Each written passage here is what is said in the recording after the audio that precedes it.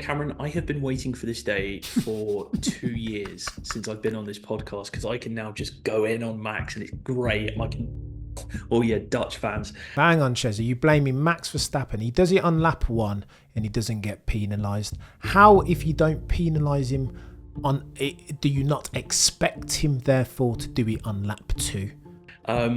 He has not learnt a thing since 2021, and I thought he had. So shame on me. Shame on me for thinking that Max had learnt. He clearly hasn't learnt anything. Look at what it's done to the sport. The irony in and of all this is that Mr. Silverstone promoter, who was laying blame at Maximilian Verstappen's door for not being able to sell tickets. How about now, chap? You haven't even got any tickets left to sell because of Max Verstappen and Lando Norris and their brinksmanship and their coming together. So what are we talking about here? I don't want snowflake F1.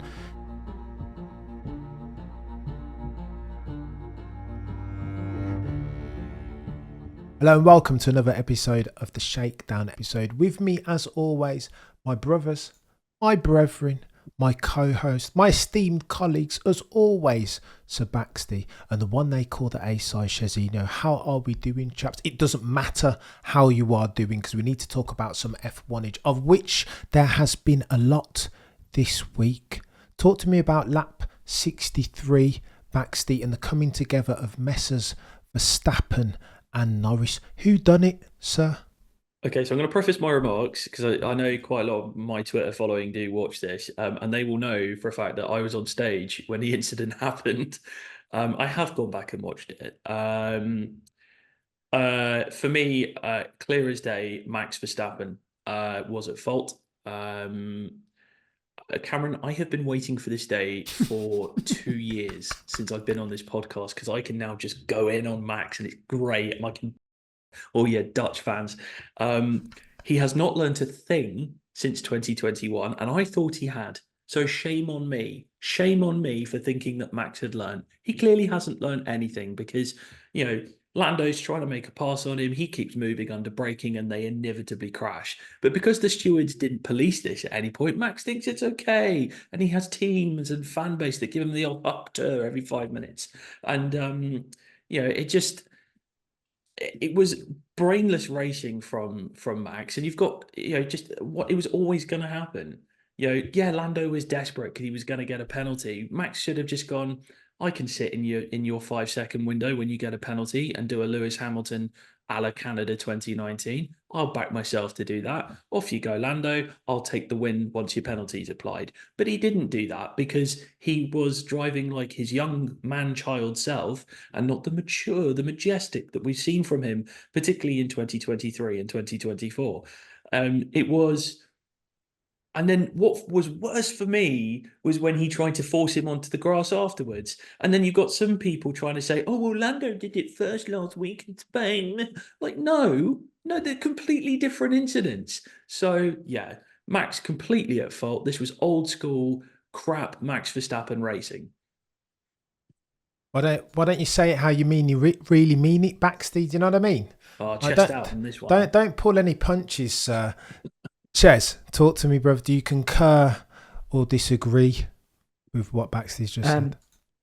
Yeah, I mean, first of all, now I just want to see that move soundtracked to Baxty in the background, like while he was on stage. I think it would be brilliant. Yeah, operatic. F5, yeah, it's a bit weird.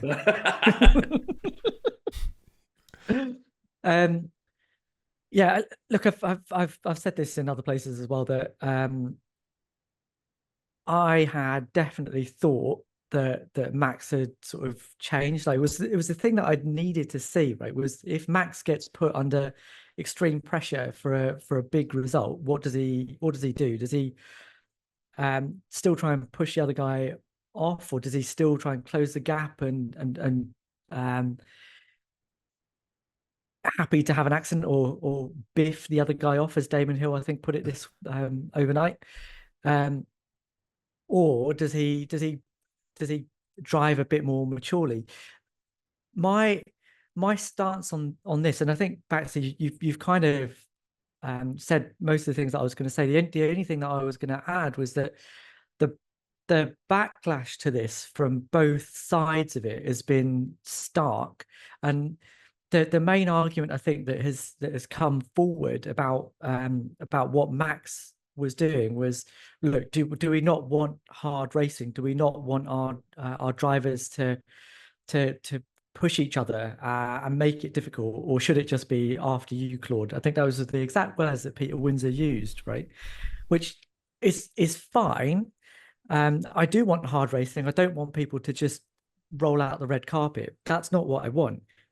But there's a difference between hard racing and pushing your rival off the road to keep them behind. And there was desperation in Max that he didn't need to have. And my big example for this is last week, Cameron, we talked about some of the moves that happened in Spain. And I said my favorite move was the Lando on George move that went on for like 3 or 4 corners, right? That for me is hard racing, right? That's committed, it's brave, it's skillful, like knowing when to go, when to hold back, knowing what the strength of your car is and what the weaknesses of the other car is. But the main thing is that there's some respect between both of the drivers. That means that you can watch that battle unfold. Now I know that Austria's the layout may not be exactly the same, but the principle is still there, that it's possible in this era to fight another driver with respect and not punt them off. And that's kind of what I want to see. I want to see hard racing. I just don't want to see it end with 2 cars in the wall. Oof. Can I approach the stand, chaps? Because I've got some things to say on this. Listen, Baxter, I take everything that you've said on board, sir. And listen, for the longest time, particularly the last 3 or 4 race weekends, I've been in awe of Max's movements, his ability to push at the right time, execute when he needed to. He's been clutch, right? Yeah, For me, I think it's a shame that the subject topic on the back of the Austrian Grand Prix isn't Maximilian Verstappen's Sector 3 in quali. I picked up the phone to Shez at whatever time in the morning. I was like, I've never seen anything like that in my life. The car looked like it was on rails. He's doing all these magic things on the exit of turn 6 that looked humanly impossible. It's ridiculous what that guy's been doing. And let me say that up front and preface everything I'm about to say with that. However, Max absolutely has to take some responsibility in the coming together at lap 63 or whatever it was. But so too does Lando Norris. Lando's a brilliant driver. For me to just lay all the blame at Maximilian Verstappen's door for the cheeky left turn before the entry into turn 3 would be doing Lando Norris a disservice, because lest we forget, that chap had all the advantages on the back of the uncharacteristically so 6.5 second pit stop that ended up Max in the grubby claws of Lando.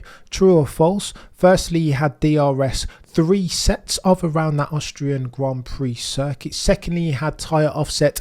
His tyres were 3 laps fresher, were they not? So he would have been able to leverage ERS and everything else in that. Max was struggling for tyres and balance. So why then didn't Lando Norris, if we are playing F1 chess and not checkers, why didn't Lando have in his back pocket the move that Maximilian Verstappen put on Lando's sides into turn 3 at the very same track this time last year, where all he needed to do was slip a little bit more to the left and then pull the switch back in ostensibly the quicker car? Surely this is obvious for a driver as god tier as Lando Norris too. I know that Alonso will always say you need to leave a space, and again I think in that sense you've got to leverage some criticism at Max Verstappen. But again, Baxty, what happened there on in?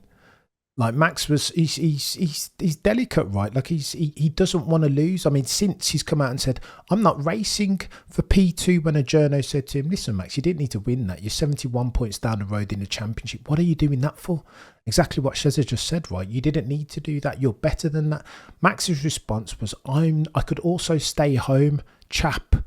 I'm not in this for P2. I'm in it for P1, and I'm going to defend that with my life. How Baxty can you not love That attitude, mate. I Beast. fully appreciate that attitude. And as I said earlier, what he could have done, because let's not forget, in one of his failed overtakes, Lando did damage his tyres. So that would have taken a lot of life out because he had that big lockup into turn 3, 1 or 2 laps before that incident. Is that he could have sat within 5 seconds of Lando. Easy, in my view. With the way that the pace that he had, I think he would have been able to do that. Lando takes the 5-second penalty for track limits, which, was rightly awarded.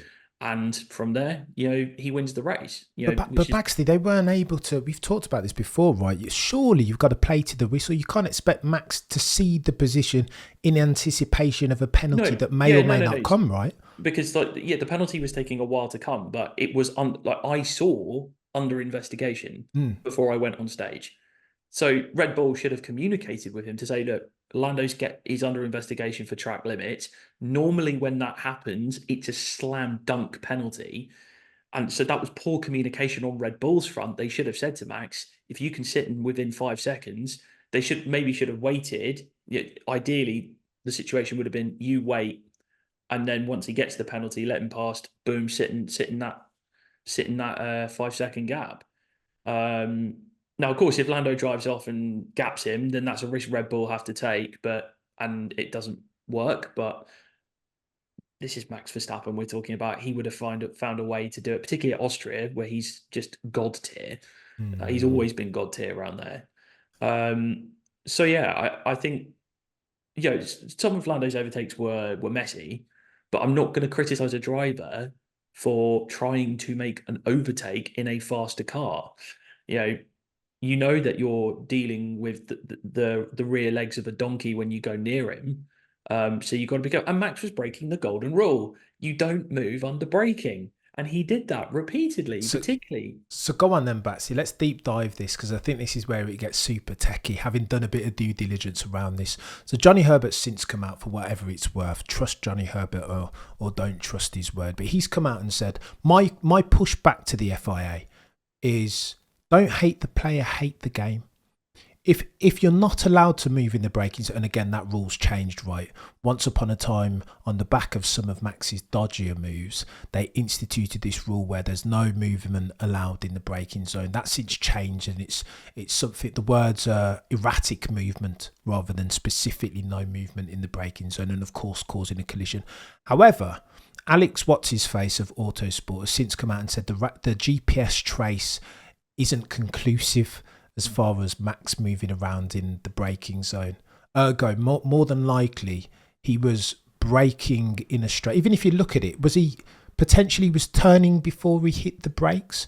But is that moving around in his braking zone, or is that moving around in Lando Norris's braking zone? I don't think you can hold, going into turn 3, is it realistic to expect Max to look in his mirrors and say, okay, Lando Norris is on the brakes now, so that means that I can't move around in Lando's braking zone, even though I'm not yet on the brakes because I'm braking later.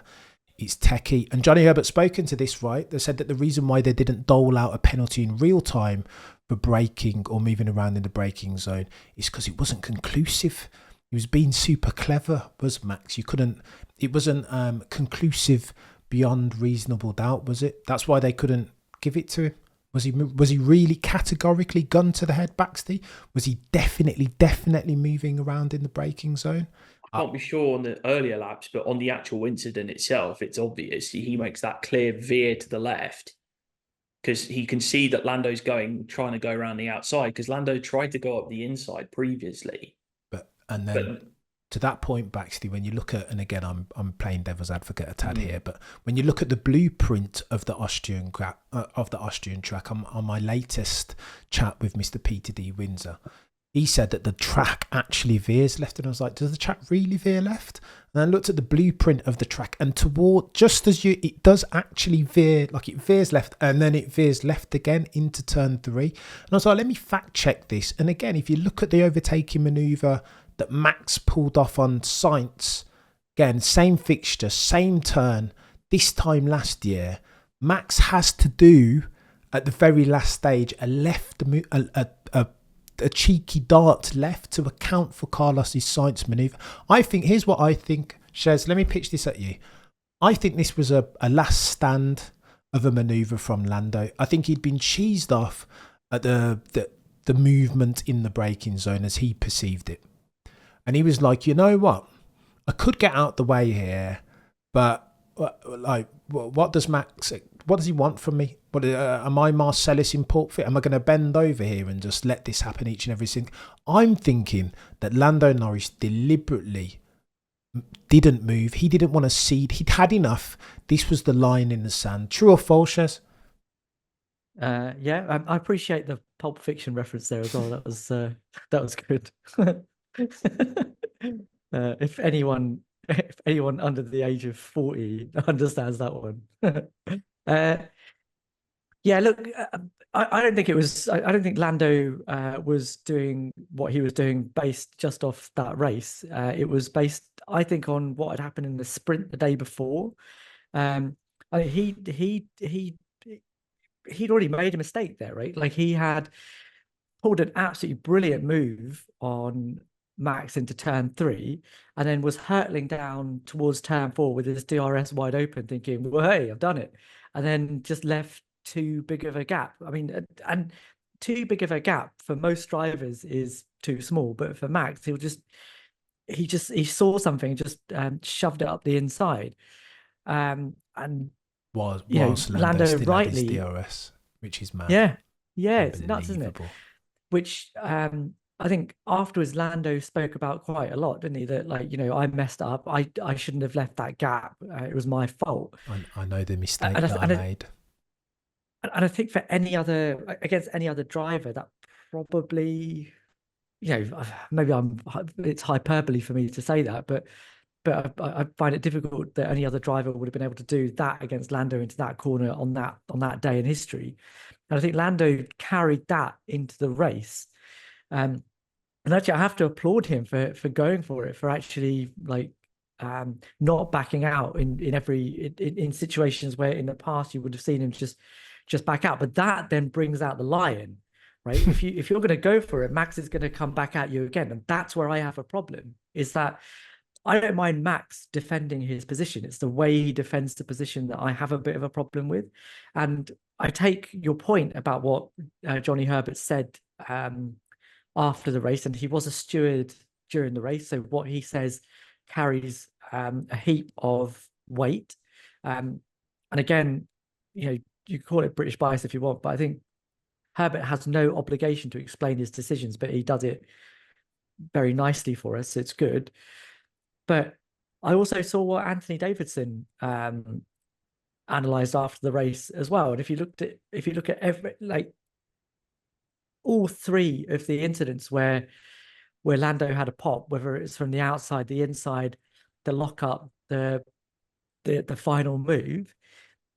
Yes, the track might curve around to the left a little bit, but it's been curving around to the left for 63 laps up until that point, and that if that's not the line that you're supposed to take into that corner every single time. So if he's moving across in the braking zone, and Anthony Davidson can see it, Lando Norris can see it, and I know Lando's got a bit of a vested interest in this. Anthony doesn't know.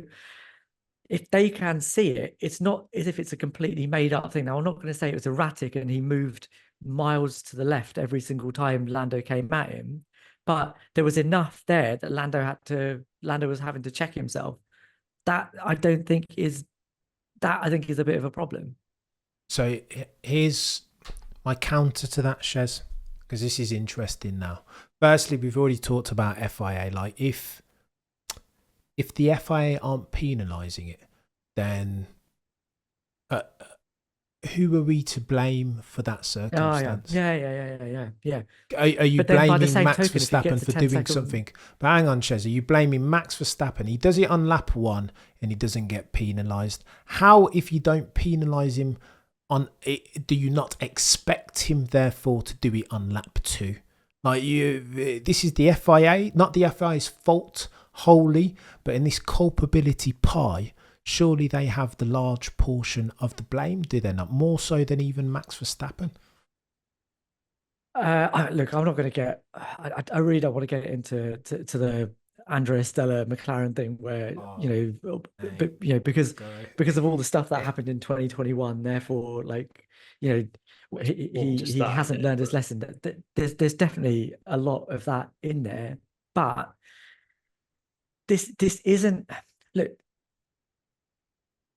the reason that there wasn't a rule about moving in the braking zone prior to 2016 was because people weren't doing it, because it was an unwritten rule that it was dangerous to move in the braking zone. Hang on, Shez. Having Really, Shez? having Really? Schumacher? Senna? Do you know about those guys? They used to move around in the braking zone a lot. yeah, and there were rules about them as well, right? There was an entire Schumacher rule for the reason you're only allowed to move once on a straight is because of Michael Schumacher. So yes, rules were made up, were written because of these guys, wasn't and that and rule partly because of Lewis? Because it Lewis was, did mate, it it was. to Petrov many years Mate, ago. they've all I been mean, they've all done drinking. it, yeah. Mate, they all drink out of the cup that is moving around in the braking zone. F1 is nothing if not free. No, continue your point, Shez, because I know you want to And go. I don't think that needs to be litigated, right? I don't think there needs to be a rule to say you can do this, you cannot, you shouldn't do that. I didn't even want this to be necessarily penalized. The outcome was there. Max dropped down to fifth, and Lando was out of the race. Did there need to be a 10-second penalty that ultimately had no consequence anyway to Max's race? I don't think so. I think you could get away without having to penalize everything, but it doesn't change the fact that when you look at those incidents, when you look at how that played out, you could see it coming. You could see that there were moves in the braking zone. Lando was getting more desperate. Ultimately, that was going to lead to an accident. My contention here, what I didn't want to see was what did happen was that a really close battle, a fight that looked really interesting, then ends up in a collision, and ultimately that.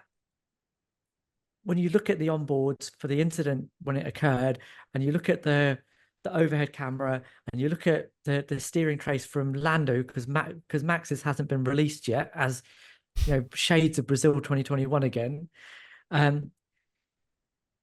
Max was predominantly to blame for that incident, and that has an impact on my enjoyment of the race ultimately, and that's what I'm complaining about.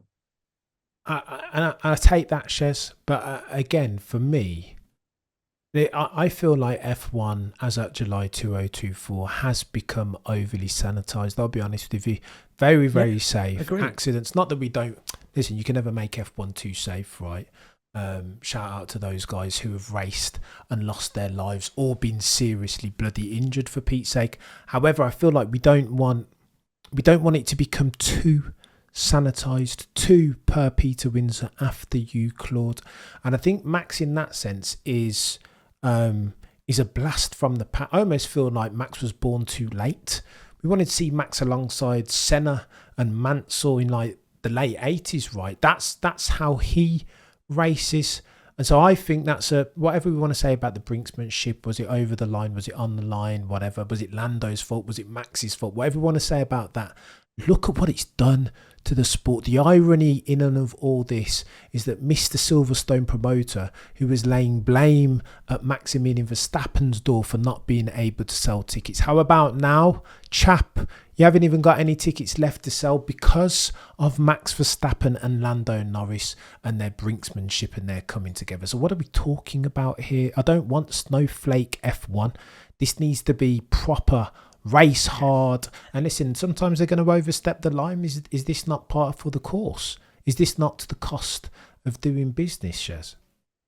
Cameron, are you telling me that if they hadn't had that accident, right, ifs and buts, and Max's mum and dad, whatever, but if they hadn't had that accident and we'd seen that play out over a few corners, right? Let's forget the fact that Lando already had a penalty coming his way. But if we'd seen a close battle over a few corners, and then we still had that storyline going forward into Silverstone, are you telling me that nobody was going to watch?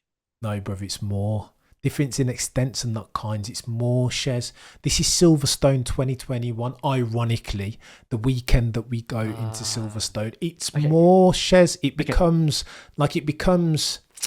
the sum becomes greater than its component parts, right? When it's like this and it's stakes and there's a crash. But there were stakes. There were stakes anyway. There were stakes anyway, Shez. But let's have an honest and grown-up conversation here. Crash. Type in crash highlights on YouTube.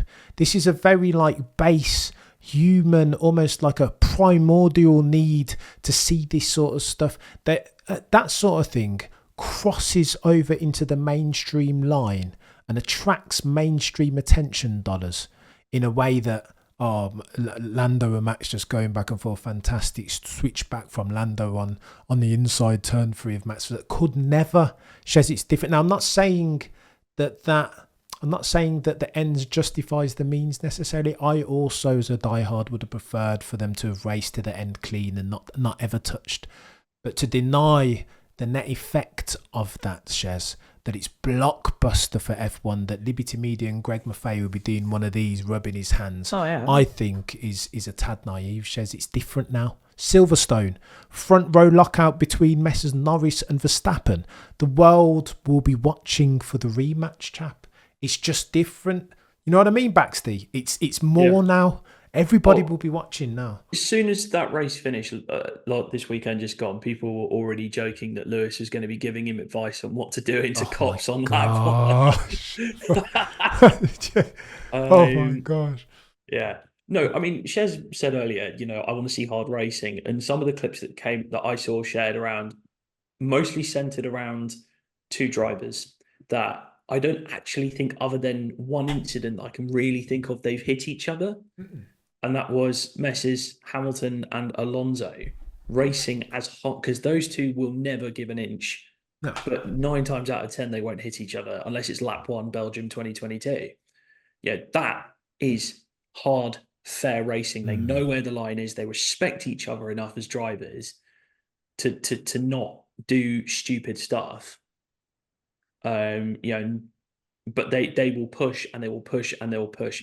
Go back and watch Bahrain 2023. The unbelievable battle that those 2 had in that race. Yeah, I go on, Chaz. I was just going to push back a little bit on the Liberty Media side of things, right? That like in 2021, we went into Silverstone with the race, with the championship finally poised, and whether you'd had that. You hadn't had an accident between the 2 of them properly up until that race. Yes, you'd had Imola, and you'd had the stuff at Spain, but ultimately there hadn't been a big 51G coming together that inflamed the entire fan base. People still came to watch Silverstone, didn't they? Because there was an interesting battle going on there. And 2007 was very similar as well. Alonso and Hamilton didn't need to come together for that to become the most talked about season in years up until that point. True.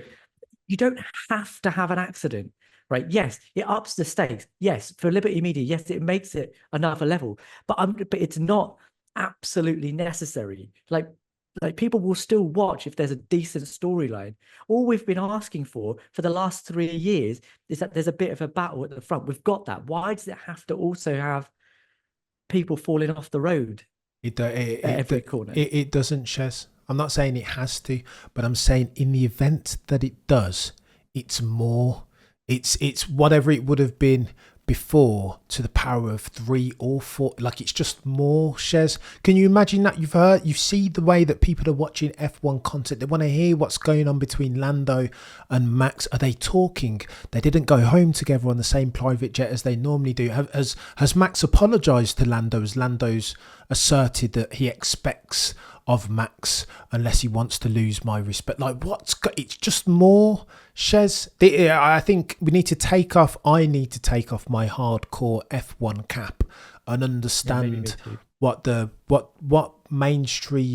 attracts mainstream attention dollars isn't what attracts my attention dollars, Shez. This is more now going into Silverstone. That's why there's no more tickets left, hardly, for Silverstone, whereas there was before. Again, they would have sold on the back of a brilliant race had it ended clean in Austria. It would have been cool, but it's more now, Shez. And the irony is not lost on me that as we go, this happens through nearly 3 years to the day when Messrs Hamilton and Verstappen have their infamous but the reality of cops that coming is, together, eh?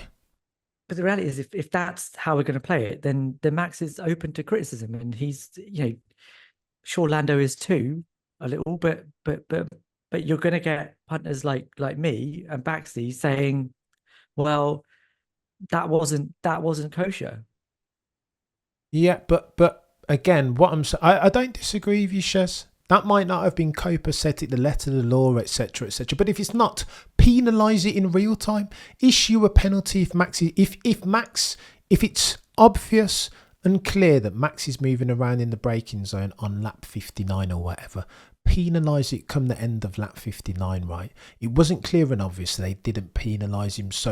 So adept and elusive is Max Verstappen in his skullduggery even. So they couldn't penalise it, and then you get lap 63.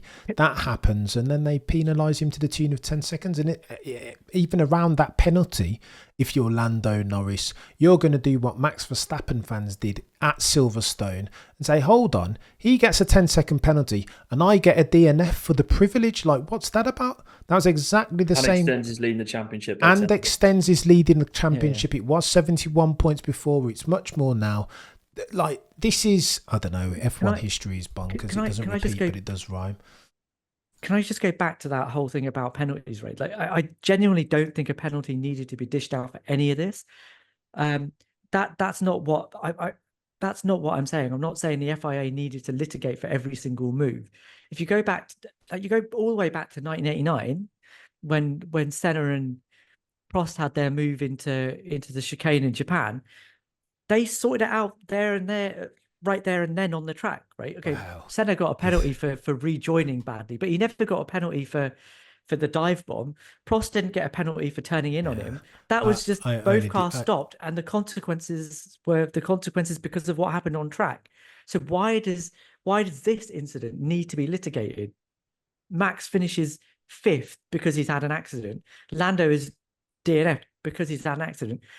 Us lot after the race, and all the analysts and all the onboards, everyone can look at all this stuff and go, it was Max's fault. It was Lando's fault.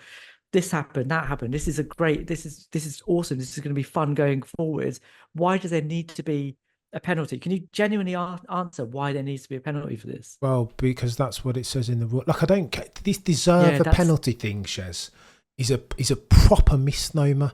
And again, this speaks to the ineptitude and the mantra and the modus operandi of the FIA as the regulatory body, right? Consistently bloody inconsistent, god-tier levels of incompetency each and every single time. Whatever it says in the rules, institute it fairly and consistently across all related parties. In this instance, Johnny Herbert said that a collision was caused, and the biggest penalty that they could have given the perpetrator, inverted commas, was a 10-second penalty. Crofty on the Sky Sports podcast said differently, that they could have done a stop go amongst others. So whatever it says in the rule, but even then I would argue, if you're going to talk about, if you want to make moving around in the brake zone illegal, write it clear and obvious and transparent with terms and definitions, so that everybody, greybeards and new fans to the sport alike, can understand it's open and honest and transparent. Right, here are the rules, and this is what it says here, and this is why he got the penalty. Rather than now, there's this erratic, moving erratic. Like, define moving erratically. What does that look like? What does that constitute? Give me an example of that. Make sure it's clear and obvious, and set a very clear precedent, all of which the FIA refused to do. Chaps, let me flick forward into Silverstone, because it's going to get techie, isn't it? Listen, in the 2 quickest cars, what's the probability that we don't see a repeat of Austria Baxley, and that Lando and Max aren't at some point fighting over the same piece of tarmac and don't come together once again?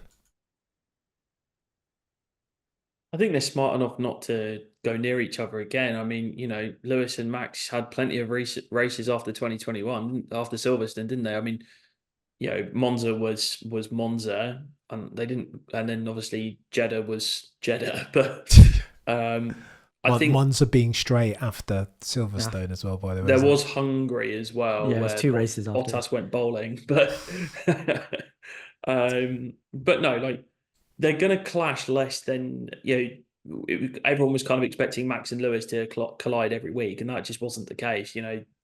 They will fight, they will battle, and every so often it will go over the line. How many times did Max and Charles collide in 2022? Zero. Didn't happen. So they can race clean, but I think just occasionally lines get crossed. I mean, I think Max is probably going to win this weekend. I think he's going to be a bit grumpy at what happened, and he's going to want to do his usual. I lost a race, so I'm going to send a message out. But McLaren were lightning quick there last year. I expect them to be lightning quick this year, and maybe they can get a win. It'll be nice for Oscar Piastri to get a win. We spent all this time talking about one incident. We haven't even mentioned George Russell yet. We're supposed to be Mercedes fans, right? Yeah, I mean, I know God. opportunity and to finish first you must finish and all that, but come on, George, we want to race. Let's go. I know. Somehow though, Baxter. You want me to be honest, bruv? I don't even care. That's too harsh. But like, I don't know. That wasn't the story out of this. And it's a shame for George in that sense that nobody's talking about his victory. And there were genius moments in that as far as the strategy. Again, looking at how they ran so many hards and understood what he needed to be on towards the end of the race, being hard. Like, there was genius in there. Mercedes is to be commended for that. No longer can I say disparagingly, Toto, the boy who cried wolf. But it's not the bloody story, is it? Yeah. And you know what, by the way, chaps, very quickly, it's not lost on me that there are so many similar. Again, F1 history doesn't repeat, but sometimes it does rhyme right. It's not lost on me that 2021 Silverstone, again, the sprint race as an example, Damon Hill said, the reason why this happened in the first instance is because you get a second bite of the cherry, right? You have the sprint race and then Lando has the opportunity to see where he went wrong. So too does Max, and he's kind of learned and understood, and now that you've got these modified strategies, this modified way of being. It's going to be, I don't know, Chuts. I think it's going to be techie this race weekend. You're not here for it, Shez. You dislike this type of racing? No, mate.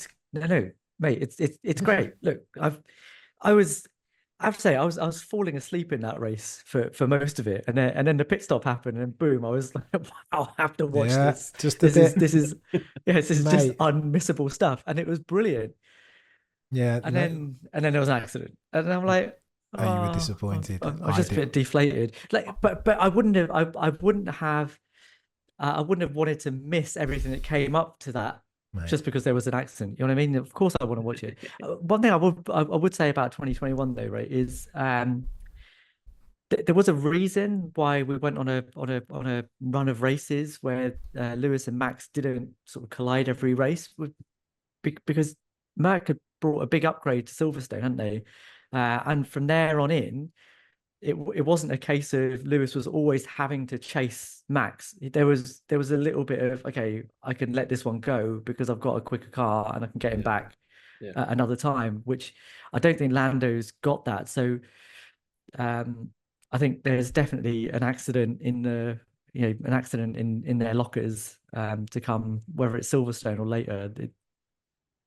If this dynamic continues, that train's never late. Shez, also not lost on me that the fact that this would never have happened, similarities to Monza 2021, but for that 6.5 second pit stop, and we're not even having this conversation, chaps. Yeah, Red Bull was shocking. Oh yeah, 100%. On the same weekend when Christian Horner, when asked about whether he has the fastest car, his response was, I have the best team in F1.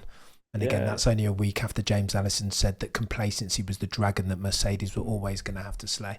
Oh, the humanity, it's too much. You guys have been legends. I'm here for this. When F1's like this, chef's kiss, chaps. Oh, yeah. Proper stuff. You guys have been legends. Listen, I've been your boy Cameron. He's been my co-host. Chezinho, that's been my co-host, Sir Baxty.